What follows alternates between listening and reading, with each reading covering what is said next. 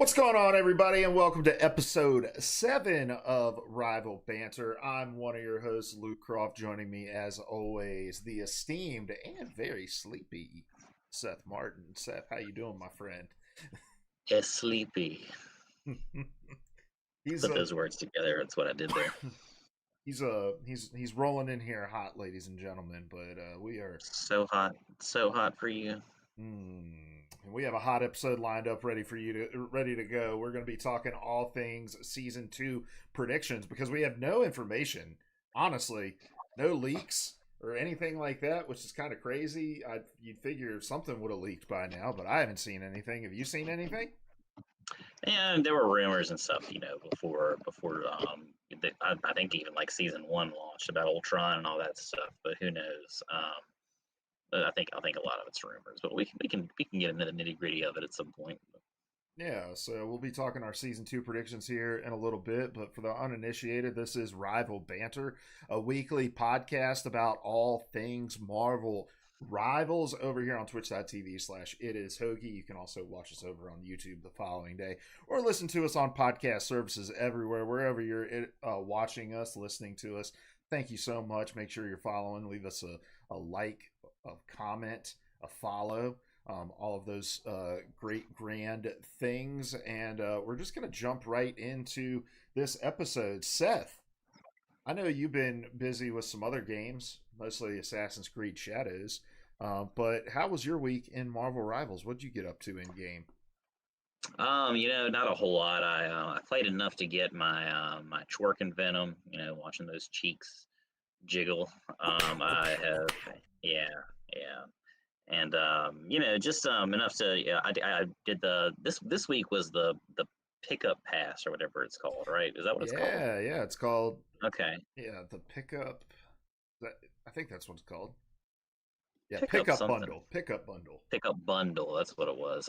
So did that. Of course, that's light work. Easy money. Um, but yeah, I mean, other than that, got nowhere near my weekly goal. In fact, I've gone backwards from I think where I was last week. I've just kind of settled on the fact that this season, at least, I'm just plat one material, maybe diamond three material. And I've made it back to two, just can't seem to cross that threshold into diamond one and GM. But maybe next season, and if they'll ever add that damn button that'll let me team up with a good team, maybe that'll be what it takes.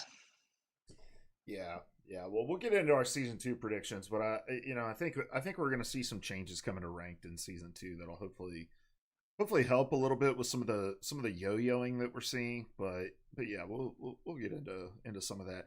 I honestly didn't play a whole lot of rivals this week. I played some quick play, to get some of my dailies in. I did end up making it to Centurion on Mantis, and I feel like my Mantis is getting pretty good. My damage output's feeling really good. I feel like I'm hitting my sleeps consistently. My healing output feels really good. I'm juggling my inspire with my healing really nicely as well. So, one thing I really don't like with Mantis though, and you've played a lot more Mantis than I have, I think, and so you can tell me if you agree with this, but one thing I hate about Mantis is when I lock in Mantis, the number of other healers who feel the need to then lock in Adam Warlock alongside me. And I'm like, no, I don't need you to do that. Like I love the team up, like it makes rivals unique, right? But sometimes I feel like it unnecessarily forces team compositions that I don't necessarily need. It's like I don't need the team up right now. If we're running two healers, I don't need you to be Warlock. Yeah, that's I mean that I think that's pretty common between it's pretty much that whole Guardians team up kind of inspires that. Like, I'm good. Maybe if it's a triple support situation, it could be cool, but that's not enough output for me, especially in that team up in particular. And I've learned it sometimes, like if you're playing with a warlock who knows what he's doing, you can make it work. If you're playing with somebody who knows how to juggle the cooldowns, but there's too many times where I'm playing with an Adam Warlock who just jumps in and like immediately uses his soul bond, and I'm like, brother, that's on a 30-second cooldown, man. That's like a mini ultimate. and you just burned it before they even got out of spawn. Like, what the fuck are you doing? Mm-hmm. Um, Mm-hmm. so that's a frustration I have playing Mantis. But I'm having some fun with her. I haven't picked up the pickup bundle yet, but yeah, we'll talk more about that here in a moment as well. But yeah, I did end up playing ranked again. That was one of my goals, was to jump back into ranked for a little bit. It went abysmally. I played probably two of my worst support games of all time in ranked, and I'm back down to plat 3 right now, which is horrible. But we got what, a week and a half left in this season, so I might need to get back on the grind for a little bit, see where I can end up at the end of this season. But I peaked Diamond 2. I feel like that's a pretty good spot to say that I peaked for season 1 of this game. And even if I can't get back to even close to there, I achieved some good things this season. Yeah, I mean, if nothing, I know we've talked about how little this may mean before, but whatever. But it's higher than I ever got in Overwatch. So if that helps, we're living the dream. What is your peak in Overwatch? I didn't play that much comp, honestly. I think I made it to silver at one point. Yeah, I'm pretty sure I was. I don't think I ever got to gold. I think I made it to like low plat was my peak, and so yeah, I made it higher in this game than I ever did in Overwatch. But all right, Seth. Well, let's jump into some news, man, and let's talk first and foremost about this Venom twerking emote that got added last week. We, our eagle eye caught the supple ass cheeks that were inside of that Galacta's adventure image that was shared on the website, but it got revealed shortly thereafter that they were going to add, I think it's called the symbiote. Is it symbiote boogie or symbiote something? Something like that, yeah. I don't know if it's symbiote shuffle or boogie, but what is that called? Yeah, it's the symbiote boogie emote. Okay. I've seen enough. I guess like that the mayhem mode. Not may. Is it mayhem? What's that called? Or you have like the 2 characters per team. Oh, is that still going? Yeah, the clone rumble. Clone rumble. That's what it is. And so I've seen teams like just getting in a big circle and just twerking at each other. With all the different Venoms, shapes and sizes. It seems pretty wild. Seems like a lot of fun. Honestly, man, like the marketing for this game is kind of wild to me, man. Let me see if I can find this Reddit post actually, from earlier this week. Like, the marketing team over at NetEase, or whoever they're contracting to do their marketing for the official Marvel Rival shit, is just insane to me. And dude, I need to get this set back up to where you can see my screen too. I'm gonna screenshot this actually and just drop it in the document that we share so that you can see this with me as well. But this is an official ad for Alright, you should be able to see it in the show notes that I will now send to you on Discord. Do you have Discord open? Yes. Okay, let me send it to you over there. Oh, I need to... My bad, hold on. Technical difficulties, guys, don't worry. It's a couple of old boys, just old men. Struggling. Alright, 1 second. Now it's coming. There you go. Yeah. Ooh. So, baby. So this is an actual advertisement for the Marvel Rivals is running, where first of all, I love that they put Venom in the middle here, cheeked up. He's the center of attention. But just really focusing in on the asses inside of the game. But NetEase is really willing to lean into the derriere assets that are within this game in order to market. And as memey as that is, I do think it's cool. Like, one of the big differences I think in Marvel and in DC, and you're a little more familiar with these two universes than I am, is that like DC tends to be a lot kind of like more grounded and grittier, right? And I think Marvel has a lot more capacity to be like more outlandish and sillier.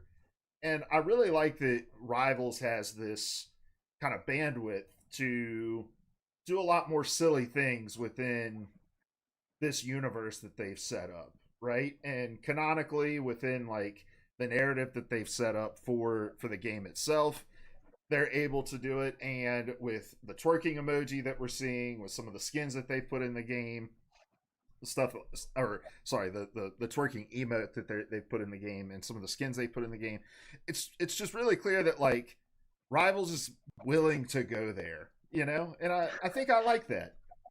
Yeah, DC has segments of its universe that I think are like that, but I think Rivals are just Marvel in general. I mean, it's a little more whimsical. I think just on the whole, it can get pretty deep and dark for sure, or gritty, whatever you want to call it. But I don't know. I think Marvel just on the whole is a lot more just kind of like realistic, character based, and DC is more like just I don't know, like these kind of more like familial friendly relationships played out over these epic arcs or whatever. I don't know. It's a much more like I don't know, kind of like grander scale than a lot of Marvel stories, and I think the characters. It's harder. It's hard to see them joking around and doing the kinds of things. Like I can see, maybe like I don't know, an invisible. There are a whole Invisible Woman arcs about like Namor falling in love with her and doing all that stuff. I don't know. I can definitely see it. It's much more Marvel-y thing, Mm-hmm. in my opinion. Yeah, yeah.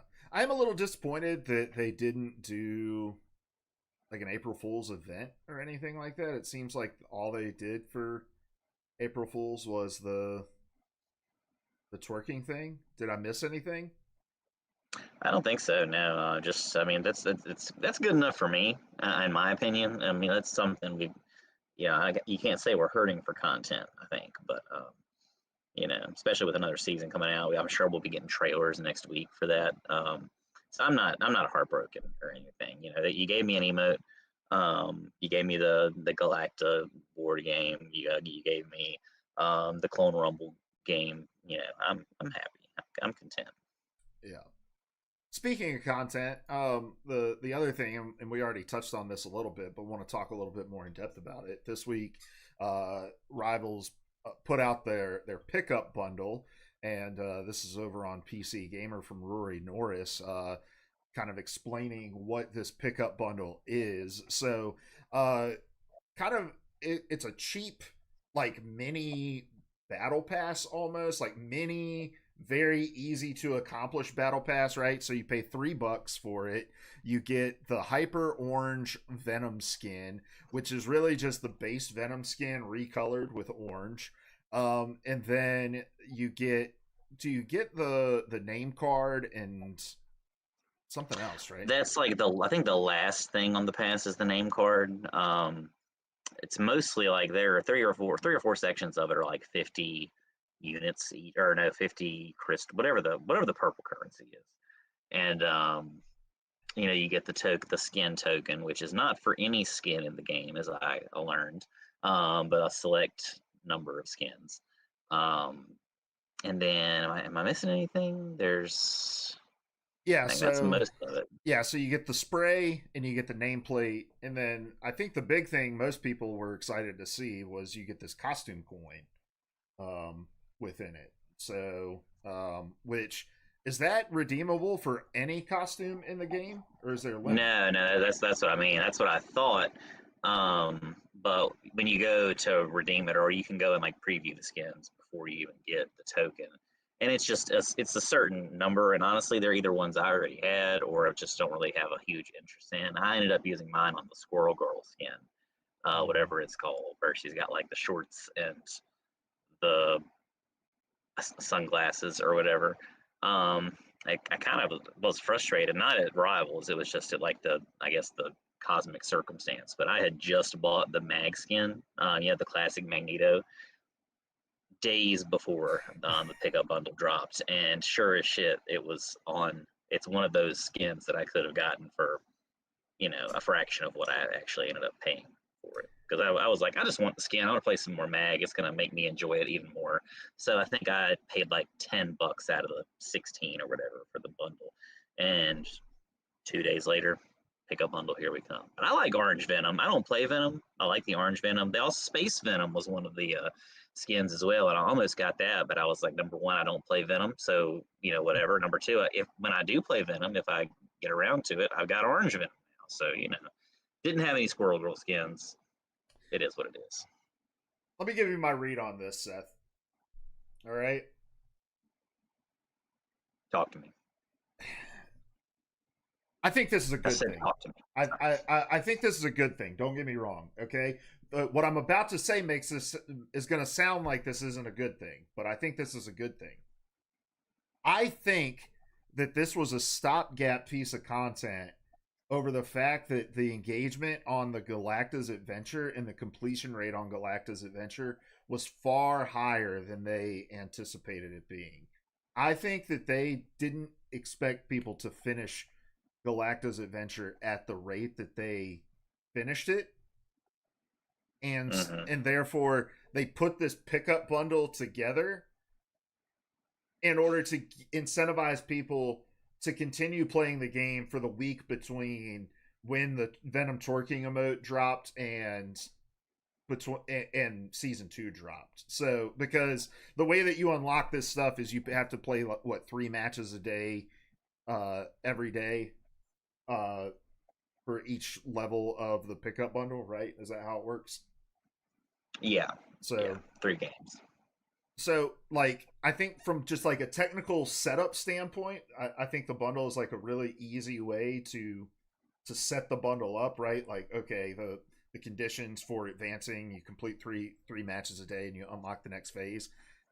They did have to kind of create a new currency with this costume coin. I don't know how challenging a thing that is, but like the Venom skin is clearly just like a recolor of the base Venom skin. There's nothing really super technical about it.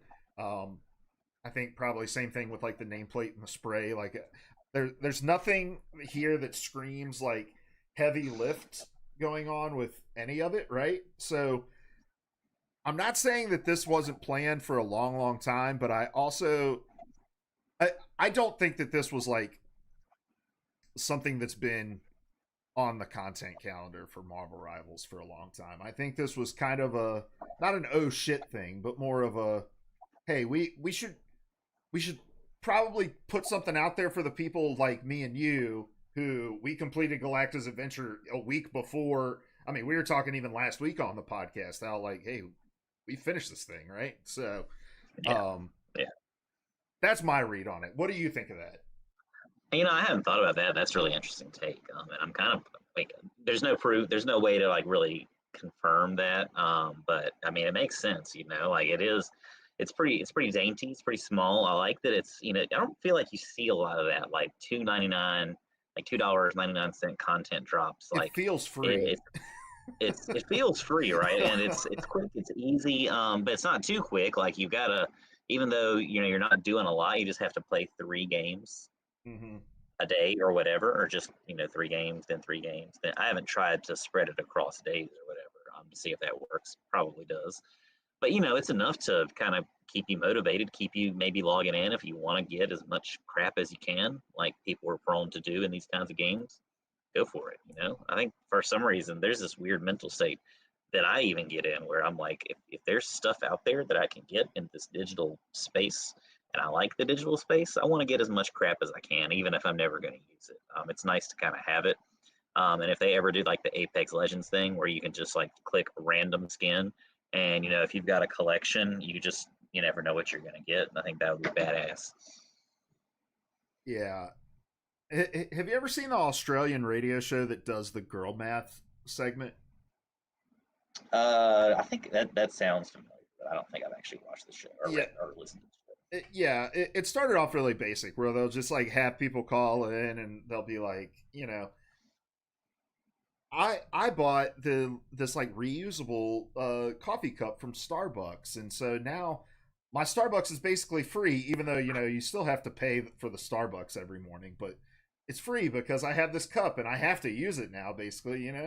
And that's kind of what this 2.99 feels like, right? It's like, you know, I'm gonna work towards getting one of these skins anyway, and so 2.99, there's a costume token that's in there that it basically pays for itself. Like, so it's a really smart move from NetEase to like it's such a low price point for people who might not have. I'm sure they've got numbers that show how many people have not spent a dime on this game already, which is, I mean, it's probably a considerable amount of people who haven't spent any money. 2.99 is such an easy number to convince people to just finally put down some money and get people used to paying for some stuff, and then they get some chrono tokens, to maybe make some initial progress on a season pass, and it kind of incentivizes across the board. Like if I'm somebody who's in the middle of my season pass, I get some additional progress. If it's somebody like me and you who's finished our season pass, like that's progress towards like more units. Like, I don't know, it's a smart move, I think, just to kind of continue farming engagement on this game, and figuring out more ways to just create more systems to incentivize people to come back to it. So yeah, I haven't, like I said, I haven't picked it up yet, but it's just because every time I go to buy it in game, I get an error, and I need to just probably buy it outside of the game like you did. So, all right. Any final thoughts on that before we move on to our main topic of the evening? No, I think that about covers it. Again, I want more of that kind of stuff. The token alone is worth the 2.99 by far, even with limited selections. And so the fact that you can do that and get the Venom content too, like it's a gimme. Like, let's do it. Yeah, it's how many tokens do you, yeah, I mean the Venom skin alone, I mean that would be that's what a six. I think the recolor skins are 600 units, so that's a $6 skin just there by itself. Yeah. So, girl math, it's free. It's basically free. Might as well, consider it done. All right, let's move on. Seth, we are a week and a half away from season 2, coming on April 11th. It's crazy. I felt like we just got into season 1.5. But here we are. Season 2 is coming around the corner, and I figured next week we're probably going to be talking at the very least about leaks, if not about full on trailers and official news, right? So this is the week for us to start talking about our predictions for what we're going to be seeing in season 2. I don't really have a structure or anything laid out for how I think we should talk about this. But yeah, I have some initial thoughts written down about who I think is going to get buffed, who's going to get nerfed. But maybe we should start with the juicy stuff, with the new characters, new maps. What we think the season pass is going to be. Those kinds of things. Let's start there, and then we can start talking about the nerdy balance shit. Go for it. Yeah, let's do it. All right, new characters, Seth. I feel like there's a hole in the ship somewhere, right? Like, we're constantly seeing leaks out of this game, but here we haven't really seen much of anything outside of the fact that long ago we saw, like Ultron, Emma Frost. We've obviously seen Blade in the game with the, Central Park map and stuff like that. Who do you think we're going to see at the start of season 2? Who do you think we're going to see midway through season 2? Do you think we're going to get 1, 2, multiple characters? How do you see this shaking out for us?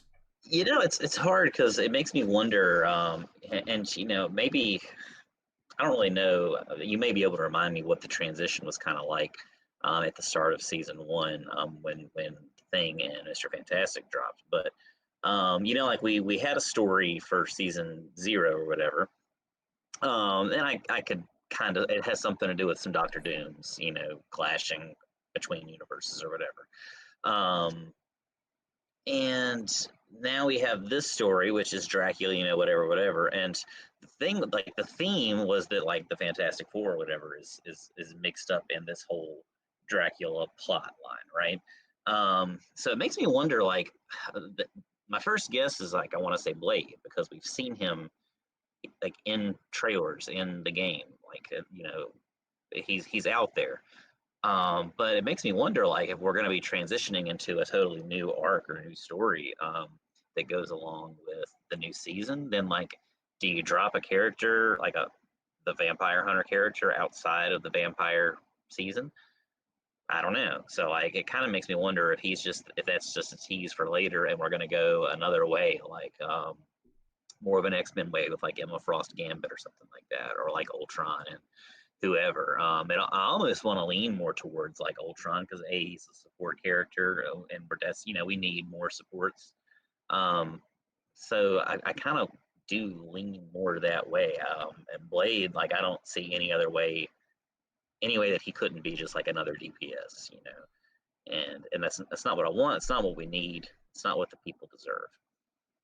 Yeah, I'm with you on that because I you know me, dude. I know nothing about the lore of any of this shit. Like, I'm just playing the game, shooting stuff, and watching the esport. Um, but I agree with the second part of that, which is just that, like, I just can't imagine Nettie's being like, you know what we should do? Put out our 22nd DPS character. Like, um, I Just make that part of the wheel a lot harder to get through. Um, yeah, I I have to imagine that there's more strategy behind them. Uh, yeah, I just have to imagine there's more strategy behind the balance of and not balance in terms of like the hero balance, but just the balance in terms of the number of characters in each category with their character releases. Then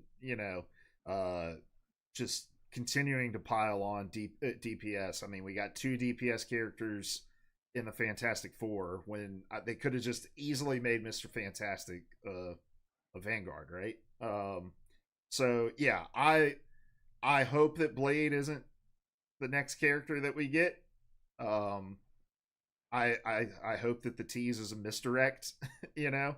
And look, I hope that we don't kind of get stuck in this like kind of linear narrative like you're talking about, where we have this kind of vampire aesthetic throughout season to season. I'd love to just kind of maybe return to this like October time, right? We're gonna go back to the vampire thing, and now Blade's back, and it's the vampire hunter thing. Yeah, something like that. It's like I think I find it hard, like narratively, to say like, oh well, we had a vampire here. Now you're getting another vampire, unless it's just a straight up continuation of the same story. But I feel like whatever is kind of like I should probably delve into the lore a little bit more myself. But I feel like we're not really seeing the Doctor Doom stuff anymore. So we're probably not going to see the vampire stuff anymore next Mm-hmm. season. Well, and that's the beauty of these comic book universes, right? Is that you kind of have these vignettes around the like entire universe, and then they culminate eventually, right? And Mm-hmm. so I would hope that that's what we're doing, right? We're kind of seeing these vignettes around the universe, and then after a few seasons, maybe it'll culminate in like one big cataclysmic event. Um, and I'm with you. I would love. I want to see more X Men, and if we see Emma Frost, Gambit, like Rogue, Jubilee in this season, I think that'd be awesome. And I think we've seen a lot more rumors and maybe possibly leaks about like Emma Frost um Yeah, abilities. I've heard Emma Frost. I have a hard time justifying that too, just with Luna Snow being out there. But maybe she's the DPS Luna. Who knows? I feel I've like a heard lot of Emma. X Men. I've heard Emma Frost is a Vanguard. Really? Yeah, so that she has two states. That she's got her normal state, and then she's got a diamond state that gives her like extra armor and HP, and Okay. that she will have some sort of ability where she's able to grant that armor like in an AoE to people around her as well, or something like that. So yeah, I've seen a lot of rumors about her being the second female Vanguard alongside Penny Parker. Okay. Well, I mean, I definitely would be down with that. I mean, that makes sense. I was almost about to mention Colossus, like Mm. with his iron form being like a natural X-Men Vanguard. But I like the idea of kind of a smaller, but small but mighty Vanguard, kind of like like Penny inside of her big giant arachnid suit. But maybe just like a smaller one, like size doesn't matter.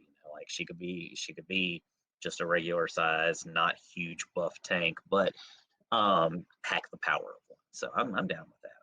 Yeah, Colossus would be awesome too, because isn't Colossus Psylocke's brother?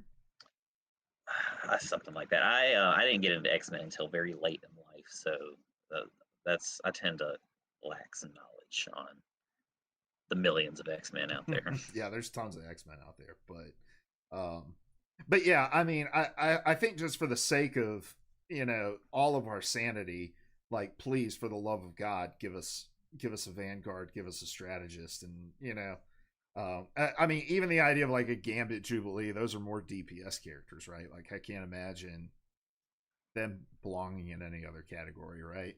What would Ultron be? They were in the Vanguard. I could see him being different things. I like the idea of him being a support, and that like I don't know, maybe he I don't know. There's something about him, you know, having like the potential to like maybe even if it's not necessarily as much healing support, maybe he can be kind of another one of those like in betweens between DPS and support, like him being able to send out drones or something like that, or copies of himself, maybe kind of in like a Loki-ish way. I don't know how the healing would work with that, but I like to think that there's some potential because he kind of has different ways that I think he could go. Hmm. Yeah, I don't know much about Ultron, so um, so yeah, you're educating me on this.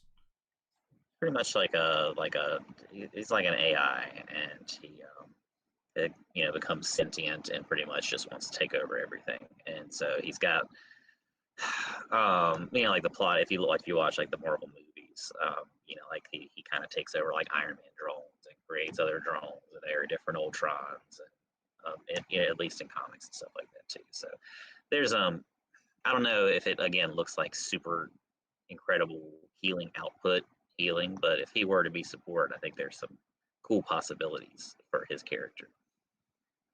Yeah, I think we also need something uh in the strategist lineup that can kind of deal with uh dive characters too a little more. I don't know if Ultron can, from what you're saying, maybe there's something in the kit that can for Ultron that could maybe deal with the Spider-Mans, the Psylocks and stuff like that.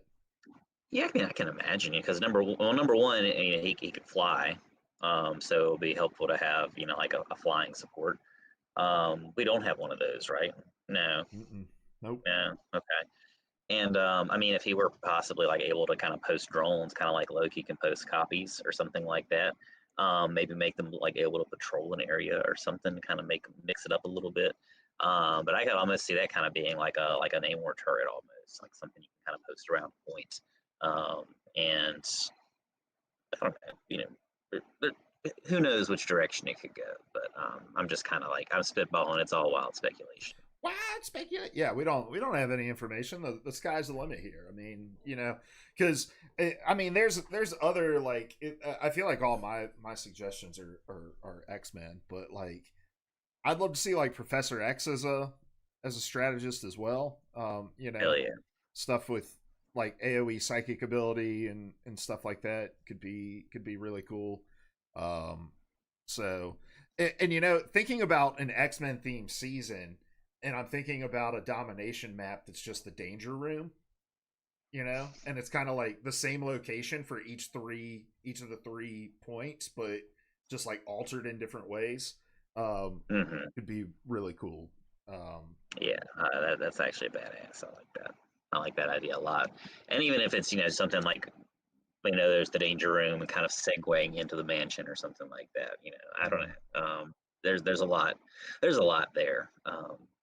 Lego just recently, I think, released an X Men, like a you know X Mansion set, and that looks pretty cool. Like I kind of want that. I don't have room for that, but I want that.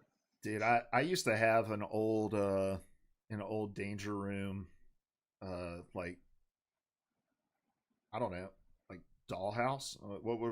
What's the You could action call it a. what's I the think it'd be action like figure equivalent of a dollhouse? I think we call them play sets. Like when we Okay, get we haven't really bought any in a while because we bought too many. But I'm not just call it like a play set. all right, It's like action figure versus doll. yeah. Like an environment. I don't know. That sounds a little too scientific. But it was blue and Like no, purple, let's and go it had play this set. giant ass like spiked wrecking ball, like a giant ass mace. That thing was cool as hell. I played with that thing all the No, I'll time. It bet. was so cool. I'm jealous. Um, yeah, because I mean, we have no idea what the theme of this season pass is going to be. You know, like we had the Darkhold stuff for this season, which had sort of that like steampunk western esque theme to it. You know, I don't even know what the season zero pass was because I didn't buy it. What was the theme of season zero? I don't really know that it had I don't think that the pass itself, it was the Chronovium or something like that. I mean it was just kind of like I want to say it was just kind of like futuristic almost. I'm thinking of that mantis skin. Oh yeah, Um, it's all like yeah, it's just like very shiny armor plates and stuff like yeah, that. I'm trying to remember who else was in there, but I mean there wasn't a lot Yeah, to it. hella strange. Okay. Yeah, it has like those Power Ranger looking skins, those like new Hmm. school Power Ranger looking skins. Yeah, strange. Black Panther, hella Punisher. Yeah, so I don't even know what the theme of this new season is going to be. But it's funny because well, I guess the Darkhold stuff is kind of in line with like the vampire hunter uh, aesthetic of season one. Um, but yeah, I can't even begin to imagine what the theme of this season two is going to be. You have any wild speculation as to what that could be? No, I mean other than just like X Men will be badass. X Men will be awesome. Other than that, I mean there are all kinds of the Venom stuff makes me some symbiote stuff could be cool. Um, I don't know. There are just so many possible directions we could go.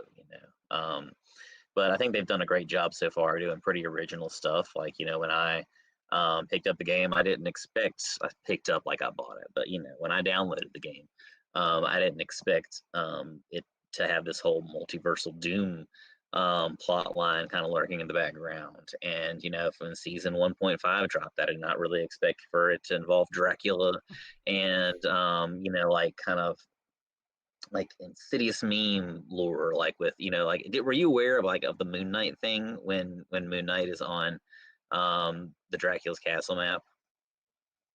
Mm-mm. No, what about this? Okay, so there's this old there's meme that somebody made up to look like it was actually in a comic, and it was something like if you look up like Moon Knight Dracula meme, I'm sure you'll find it. But and it's gonna use some heavy language, so get ready. But it's something um like I hate that Dracula, that motherfucker owes me money or something like that.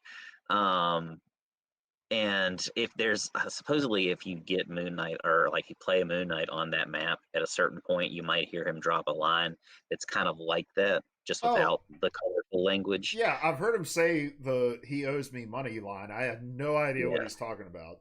So that came from some meme that people tried to pass off as like a comic book panel or something like that, just as like a joke about Moon Knight being cheesy or whatever. But yeah, that's so like deep cut stuff like that. Like there's so much. not even just from regular comic book lore, but just from like Marvel fandom that goes into this game that kind of makes it, other than just the gameplay, which is addictive and fun, and all the skin stuff, and just like the care, the love that that the creators seem to have for more like all things Marvel. I think really comes through and stuff like that. Not even just the stuff that's like Marvel canon, but like just from the meme culture too. You know, Mm-hmm. why else would we have a Venom twerking skin Well, and also or just yeah, go ahead. whatever it's called, emote? Well, and also just the awareness that they have of their own community, right? I mean, the trailer that they put out for the Clone Rumble, uh, uh, the Clone Rumble mode had all kinds of references to stuff that people talked about on Reddit. With like the Iron Man ulting into the Captain America Circle of Shields. The building of the house with the Groot walls and things like that. So they're super aware of how the community itself is memeing on the game and stuff. So I I love that stuff too, and it goes back to what I was saying earlier that they're like not taking themselves very seriously, and I think it's something that Overwatch has done a better job of as time went on with understanding like how leaning into the comedy around their community and like making fun of themselves can be a good like Overwatch brings so many players back this time of year with like their April Fool's events and stuff like that because they're so willing to make fun of themselves now. And so it's cool to see Marvel or Marvel Rivals really kind of jumping on that train early on and understanding that that's I don't know. There's an appetite for that among communities right now. We So want to puts be the asses seen. in the seats. Yeah, puts the asses in the seats. Um, all right. Any other predictions before we get into the nerdier stuff about buffs and nerfs that we think we're going to see? No, I think we covered a lot of weird ground there. Cool. All right. Well, let's talk about some buffs and nerfs that we think we're going to see here. Um, First, well, before we do that, let's talk about changes that we think are going to come to ranked, because I do think we're going to see some changes coming to the ranked system here in season two, and I do think we're going to see. One thing I think that we are going to see. I was talking with Larry about this earlier. Actually, is I think that at the time, the decision to not do a mid-season ranked reset seemed like it was a really great call, right? Like, oh man, they're listening to the community. Like, oh, we've got jobs. We don't want to do another rank climb like mid-season. Don't reset us. Blah blah blah. But now that we're like a week away from the new season, I'm kind of thinking that it wasn't necessarily the best decision for us, right? I think a ranked reset is always a great option because it's always good to get the people who don't necessarily belong in those ranks to force them to make their way back to those ranks. And go ahead. No, no, I mean I agree. I loved the idea at the time because I was like, yes, I finally. I mean, I had just kind of gotten started in my ranked climb around the 1.5, what was supposed to be the reset. So I was like, oh my god, do I even play? So I loved it at the time. Now that I've been kind of stagnant for a while, and of course some of that's probably a skill issue, sure. But of course some of that is you get in lobbies still at like the diamond level where no one is willing to play support. So, or just everybody wants to go DPS or whatever. So, yeah, I definitely think that it probably is helpful to take people down a peg or two at that mid-season marker and at the end of season, start of the next season. So yeah, I think I mean we're gonna get the 6 tier reset probably at the start of this season, but I do think we're also gonna get a half season reset. I think they're gonna bring that back and just say, hey, sorry guys, it makes sense. We had some ranked inflation issues, and yeah, I think when we see the end of season rank distributions, we're gonna see some weird numbers here at the end of this season. I think that's one of the changes. I think we are gonna see um some slight differences to the way that RP is given versus the way that RP is taken away, based off of wins and losses, to where it's going to try to make it to where you even out to the rank that you belong in when you get to a 50% win rate. Because right now, I think there's too many players that are sitting in like GM and higher with less than 50% win rates, because you're still getting more rank points for a win than you're getting for a loss. So I think we're going to see some changes in that regard too. So just some math changes in ranked.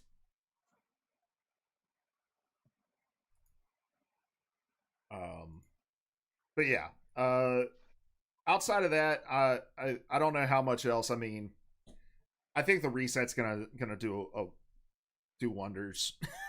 um, Yeah. I think 3 months of no ranked reset is tough for any competitive environment. I think you're always going to get a little bit of ranked bloat. But all right, Seth, why don't you kick us off? Who are some people you think are going to get some buffs coming up in season two?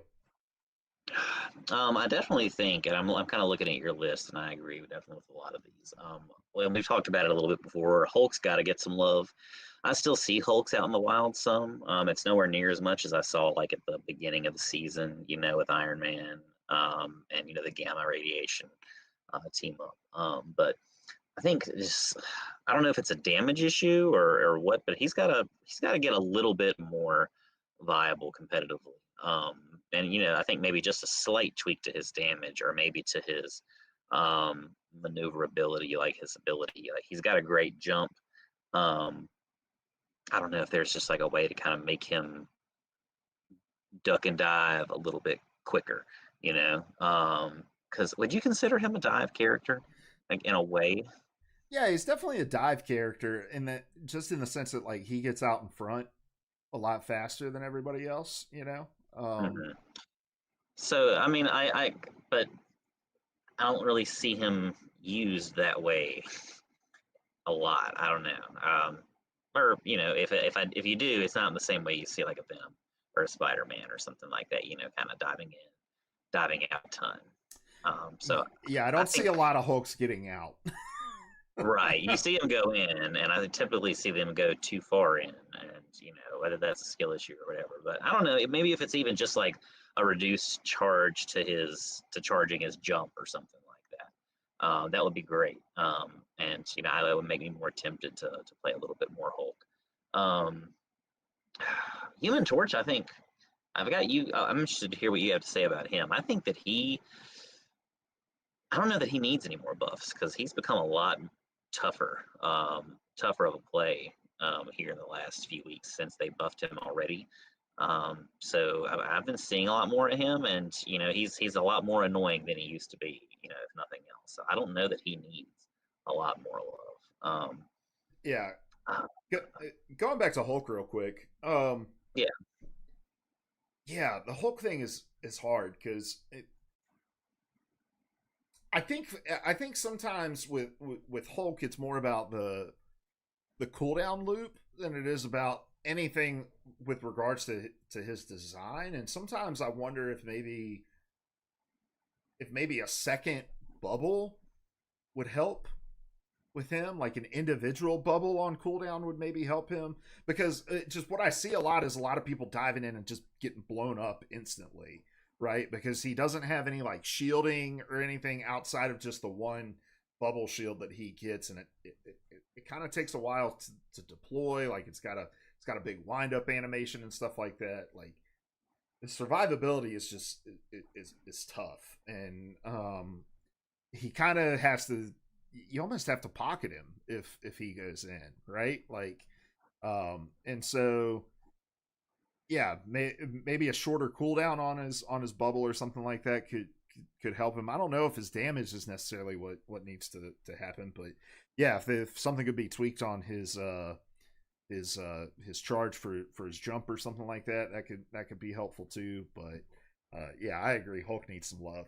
And yeah, I don't know. I think Human Torch might be more of a case for me just in terms of just the pick rate. I still just don't see him a lot.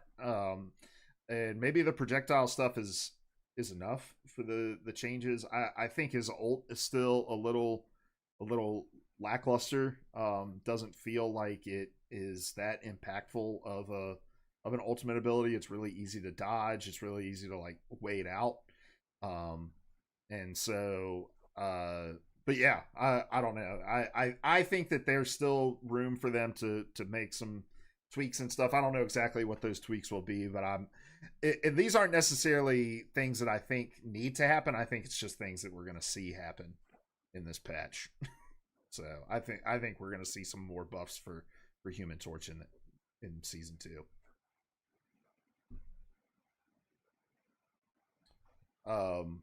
I also think yeah, the did you see the Penny bug fix that got addressed? No, I don't think so. So it turns out like so Penny's minds are supposed to be invulnerable if they're inside of her webs, but that wasn't the case. And so you were able to destroy her mines inside of her webs, and when it was identified, they fixed the issue. It was like a crazy turnaround. They did it in like 9 hours or something like that. Oh, Once the issue yeah. was I'm definitely, identified. now that you say that, I didn't realize they were supposed to be invulnerable. I shoot the shit out of those things when I see them, and typically it works just fine shooting them. So, yeah, I So didn't realize that was a bug. so she kind of got a buff through the bug fix, right? And so I mean that in and of itself is I think big for her. Um, but really, Penny's ult sucks. Like that's the main thing for her is like her ultimate ability is really bad. She I think you could give some improvements to the knockup ability. The damage output on the knockup ability and stuff like that. I think it's really easy to shoot her and kill her in her ultimate ability. Um, maybe some improvements to the healing output when she's standing on her webs during her ultimate or something like that could be helpful. But I think we're gonna see some buffs to her ult. And then I just have some general ones here. I don't know exactly what these buffs are going to be, but I think they're going to continue to try to figure out what to do with Widow. I think I think the Moon Knight changes to his ult kind of put him in the dirt. um, if you go look at his win rates, if you looked at his win rates, dude, they're crazy. Like across all ranks, they're like in the low 40s on across Oh, wow. all ranks. Um, so I think they're going to do some stuff with Moon Knight. I think they're going to have to do some stuff with Scarlet Witch, and they're going to have to do some stuff with Mister Fantastic. So those are, and then I think the only healer that's really going to get any kind of buff is Jeff, and that's just to his healing output. Now you said, I noticed some of the God Doc. You said his damage. You think to his healing output. Yeah, I think his healing output. I look. I think there's too many damage characters in this game already that I don't think NetEase wants. Some sort of like weird off DPS character sitting in the strategist category. So Yeah, I think we're gonna see them do some nerfs. I don't think they want a strategist character 3-tapping backline heroes with his secondary fire. Um, so yeah, I think they're gonna nerf his damage and buff his healing output. yeah, I can see that. There's definitely a call for that. That would help get rid of a lot of those backline Jeffs. That's what I like to call them, at least. The Yeah. ones that just hang out in the back line, just swimming around. Like what are you doing other than just not even stalling the point, but just trying. Like you're almost like diving at that point with Jeff Mm-hmm. from underwater. And it's not like it's a. I mean, it's a viable strategy. I mean, we've seen pro teams use it. We saw who did we see? We saw FlyQuest against 100 Thieves win a point on Hell's Heaven with a backline Jeff. Doing 13,000 damage in a on Hell's Heaven with a backline Jeff. So it's not like this That's is fair. some outlier, right? Like this is something that is viable, and I just don't think that's what NetEase wants out of a Jeff character. As cool as Well, it is it's to see. also, I think it's viable at the pro level like that. It's not so viable in plat when people are mostly just swimming Yeah. and swimming running away in the Mhm. back line. So I don't know. It's a little pet peeve. Yeah. Um, I think we're also going to see a nerf to the Strange Portal. I think we're going to see because, dude, I don't like how teams will not play Strange at all, and then when they need to stall a point, they're going to switch to Strange and Portal to the point. So I think we're going to see like Portal is on like a 15-second cooldown if you switch to Strange or something like that. Like you don't instantly get it if you switch to Strange after the match starts or something along those lines. I also think hopefully we'll see some map adjustments to where you can't like spawn block people with Portal. So like adding a third spawn door to like point 0.3 on Idrisil or stuff like that. um, so just Yeah. overall some nerfs to Strange Portal. Um, and then I think we're gonna see some changes to Wolverine passive because like right now he can like maintain his passive off of like Groot walls and stuff like that. Like he can just keep his passive up in kind of some weird interactions that make him really really strong right now, and kind of make him really annoying to play against if you're certain tanks. And the matchup is not just like hard, but it's also just like not fun. So I think we're gonna see some changes there too. Are there any nerfs you think are going to come through? Nothing that kind of comes to mind like right away. I think definitely I like the idea of the portal being nerfed kind of for that reason. Yeah, I mean, other than that, nothing's really ringing a bell for me. Um, and then the last thing is just the one thing that stuck out in my mind when they put the 1.5 patch notes out is how they specifically called out targeting the triple strategist meta when they talked about the changing like the ult charge math for like Invis, Cloak and Dagger, Luna Snow, those characters. Um, I really don't think NetEase wants the triple strategist meta to be a thing. And right now, the only triple strategist metas that we're seeing at like as super viable are ones with like Adam Rez in them.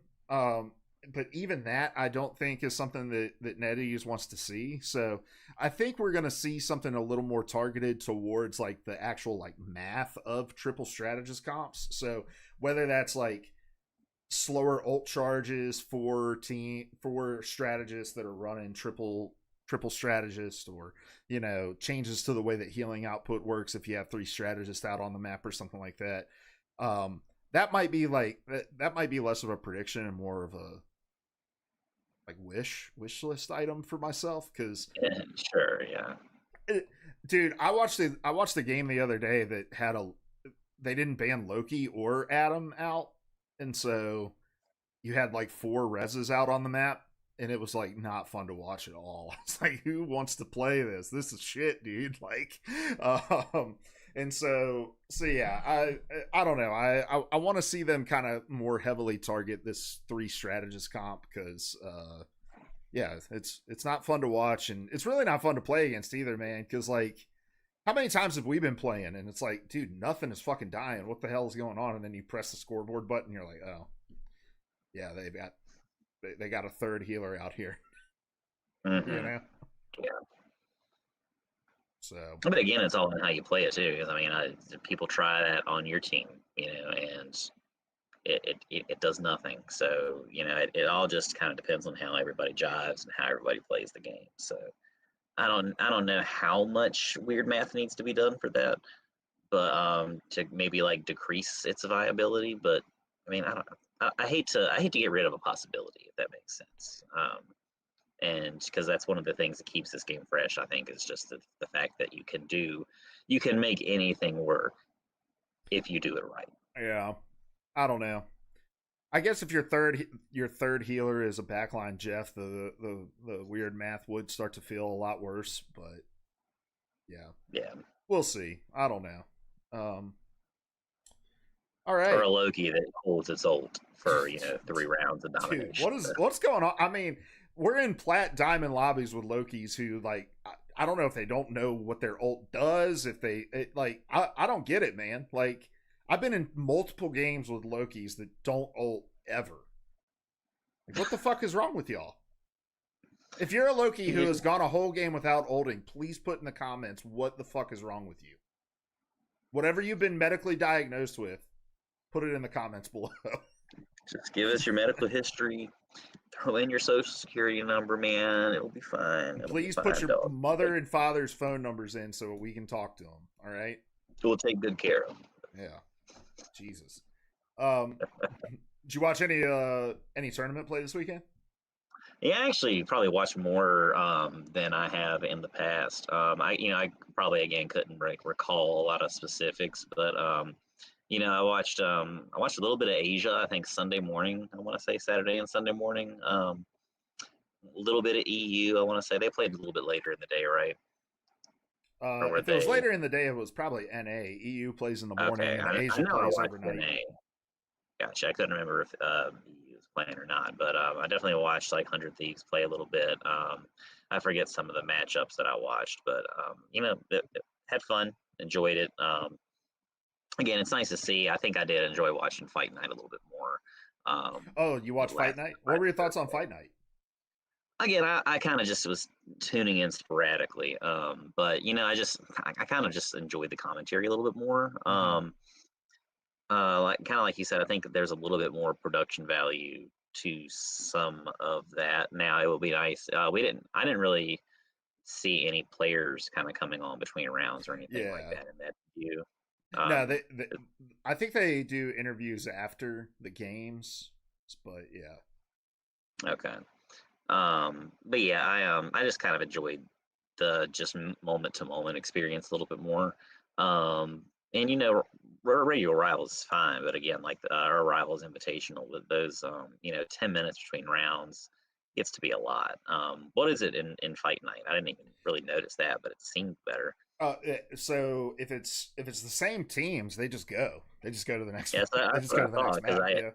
I'm pretty sure I was watching and because teams will play other teams kind of back to back too, right? Like was it I forget who I was watching.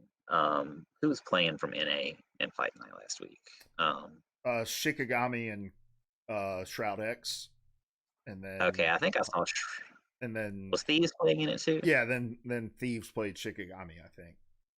Okay, 'cause I want to say I felt like Thieves went like back to back against two different teams. And it was I didn't even realize the change had happened. It was that quick. Yeah, their production Um, is great, and they get people in and out of lobbies fast. Like they run a tight ship, and I think that's what makes that program so good to watch.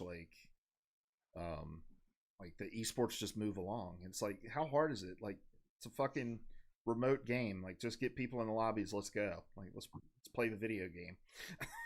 yeah, somebody I think in the stream this weekend, one of the NA streams, called it like a bathroom break, and I'm like, you have to have a bathroom break every round, or just between each individual one. Come on. Yeah.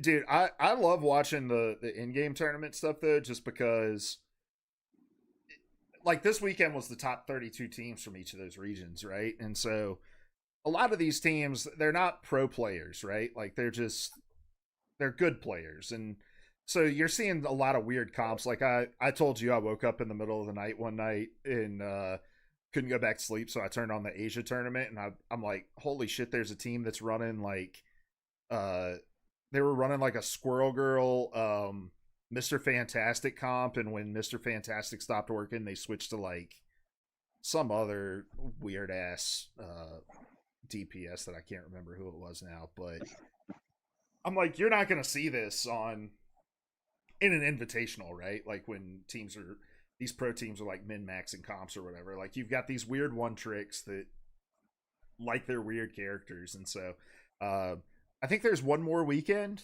uh of the in game tournament, right? But it sounds like you watched more of it than I did this weekend. But I'll definitely try to tune in this weekend because I'm living that bachelor life this weekend all by myself. Where your wife is? she's coming back east to look at places for us to live when we move. So, Okay, okay. so yeah. All right, man. Well, that's gonna do it for us this week. Seth, what are your goals and rivals this week? I just want to keep having fun, man.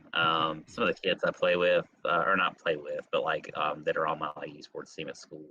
I think some of them like are just stressing out, like they're stressing ranked. It splits people. It's like splitting them up. Like some kids, they don't wait on their friends. They just like have been climbing, and like kind of clicks away from each other. And I'm like, just have fun with the game, And I was telling kids today, like I've been sweating it too. Like I finally I'm not gonna say I've given up on my GM dreams or whatever. But like the more I think about it, the more I'm like, am I playing competitive just to climb? I'm not going pro. I'm 34 years old. It's the dream is over. I'm too slow. But even for those who aren't like, just like, if you want to just jump in and have fun, play some quick play. Competitive, even except for those random weird games where you do have some crappy team comp or people that don't act like they know what they're doing. On the whole, I mean, it's just a more competitive experience, and like I feel like a lot of games they're a lot closer than a lot of quick play games are a lot of the time. Yeah. So like it's just kind of a more like not tough in a frustrating way necessarily, although it can be. But like it's you're in it for the competition. You're in it to go up against other people in a perfect world that are around the same skill level as you. And so it's gonna feel naturally more like a grind anyway. So I'm just kind of trying to embrace that mentality moving forward, just to kind of keep myself from stressing out about something that ultimately doesn't really matter in any way, shape, or form, right? Like nobody, I'm not getting paid for my rivals rank. I'm not getting views based on my rivals rank. I'm just a dude with a job who plays a game when he can, and then talks about that game once a week on a podcast that some people watch. That's what's going on over here. Nice. I love that mentality, dude. Yeah, I'm trying to have a healthier relationship with rank too, because like even those 2 games I played this week, it just frustrated me, man. And I don't like getting frustrated at a video game like that. And I don't want to have to care as much as I was caring, And so, Yeah. it like I'm gonna finish out this season in plat, and I'm gonna be fine with that. And I'm gonna try to play and be in diamond, and come next season, and uh, but ultimately I'm gonna try to have fun. I like the idea of us, trying to grind out, be a tank duo next season because nobody's playing tank, and it's like let's be the change we wish to see in the world. And I'm finding some tanks I like to play as, and if Emma Frost comes out and she's fun, me and you can start playing as her too. So, yeah. Yeah, I'm down for it. I'm trying to, like, I watched a couple of episodes of a competitive Pokemon video game documentary on YouTube. It's on the Pokemon channel for free. But it was, I didn't even think, like, Ash Ketchum in Pokemon anime. He's kicking it for like 30 years or 20, however long it was. I'm not a Pokemon expert by any means, but he didn't win a lot or catch all that many Pokemon, but he still kept fucking going. And you know, I'm fine with being in silver for a while or gold for a while, and keeping that consistently climbing, trying our best until eventually you do win. Spoilers for Pokemon, he starts winning eventually, and maybe we will too. Maybe we will too. That's right. All right, guys. Maybe you'll start winning too. All right. But until then, you need to go out and just have fun with the game.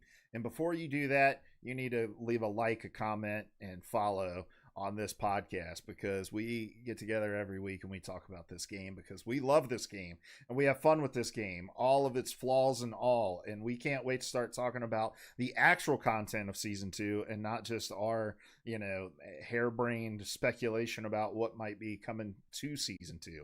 And so we'll see you guys next week for all things season 2. Seth, thanks for your time, buddy. I know you had yourself a long day, but good luck in your games this